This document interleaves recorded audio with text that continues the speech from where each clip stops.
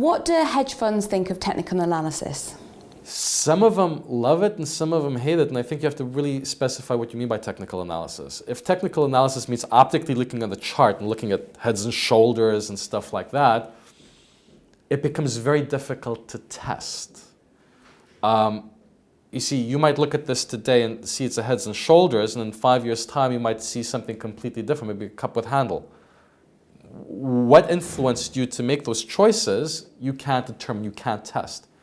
So as long as the thing isn't, you can't write it down as a set of rules that, even a guy that doesn't speak English and sits in Mongolia can replicate, then it's not useful. So that's probably the way the group of people I belong to, the sort of systematic guys who approach the subject. There's obviously another set of people that say, well, it's more of an art than a science. And hey, if they make money, who am I to deny another poker player's place in the sun? Yeah. So ultimately, that's the really great thing about trading. Regardless of how you manage to get that black number at the end of the year, that's ultimately all that matters. Do you need to be good at maths to make money trading? It depends which route you go down. If you want to create models, obviously yes. If you are a research analyst that looks at equities, probably you need to be good with numbers. You need to be able to multiply, add, and so yes. Probably yes, you need to be good. You need to be able to add numbers. I mean, classic example, so if non-farm payrolls is forecasted 157,000 and outcomes 200,000, it's up 43,000, the standard deviation or the usual fluctuation is only 20,000, you need to be able to do that quickly. So you don't need to be a rocket science and write down a black hole equation. No, that's not that. But you have to be numerical. Yeah. So how come so many people that aren't smart are rich? Because I think there's a definite negative correlation between intellect and money. So, and knowing maths doesn't necessarily make you smart. Just because you know how to push buttons on a calculator doesn't make you smart.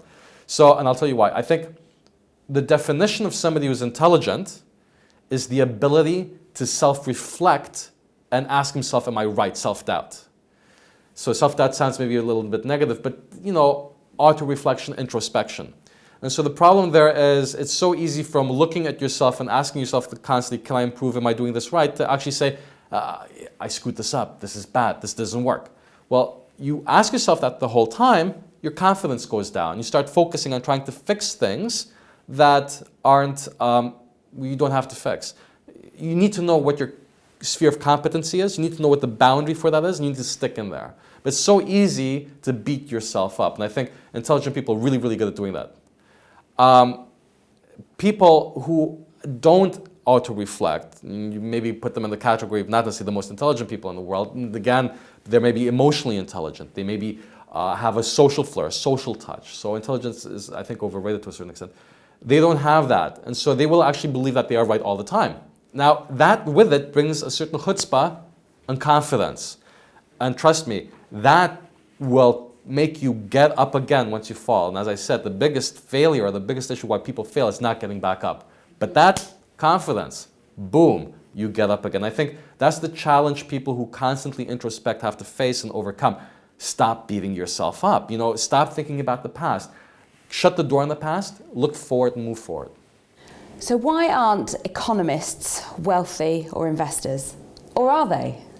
Well, some are. I mean, LTCM, long-term capital management, that blew up in '98. Obviously, a lot of people who won the economics Nobel Prize participated. And yes, they blew up for a variety of reasons. One was over-leveraged, but they still made a lot of money on the back of that. Not sure unless you have the numbers that you can really validate that statement. But I think it goes back to the previous question you had, why aren't smart people wealthy? And I think that's because they beat themselves up, or they have so much, or the other reason could be you're faced with such a wealth of information that you just don't know which way to go.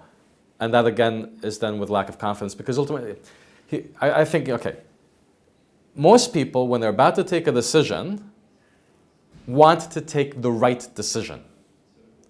And that is a guaranteed path to failure, because you'll never be able to forecast the future.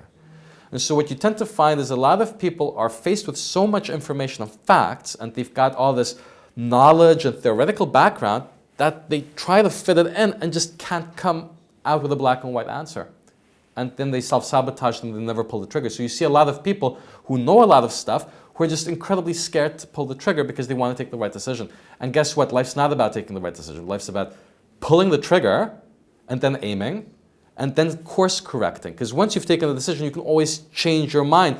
And in our society, it seems, and especially at school, you have to keep a promise. Yes, you do, but promise is also made to be broken, meaning that once you're in the middle of the fray, you're not a rock, you're a human. And the definition of a human, you can change your mind, you can change the direction you want to go in. That's your prerogative, that's your liberty. And most people just don't exercise it. So I think it's cultural, it's the fact that you have to be right, it's ego, it's a lot of things. And very few people are happy to be the fool and fall flat on their face.